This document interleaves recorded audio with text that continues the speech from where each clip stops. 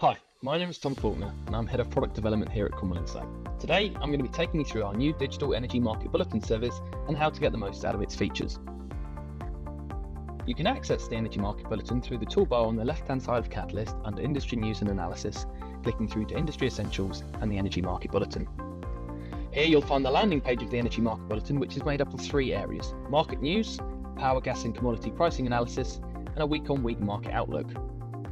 The Market News section is accessible through this drop-down and covers key news stories that have impacted the market, with links to the original source and a filtering in date order. One of the key features of Energy Market Bulletin is its interactive charts and data views. The landing page here outlines the forward contracts for gas and power, with comparisons to 2 weeks ago and a year ago. All charts can have their series turned on or off and can be downloaded as a CSV.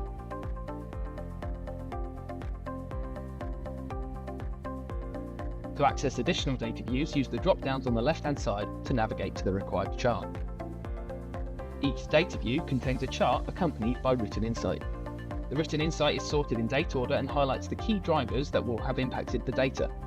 As with all charts, these are fully interactive with date ranges that can be narrowed or expanded, series that can be turned on or off, and the ability to download as a CSV. The data can also be viewed in a tabular format. Other data views are accessible through the drop-down menu at the top, and to navigate back to the Energy Market Bulletin landing page, just click on the Energy Market Bulletin link. The section here also allows you to see the week-on-week changes in average prices. The final section of the service is the week-on-week market outlook. Using the table at the bottom, you can quickly view the outlook for power and gas contracts over the short and long term, as well as the outlook for LNG, crude oil and carbon. We hope you have found this walkthrough useful, and if you have any questions or comments on the service, please don't hesitate to get in touch.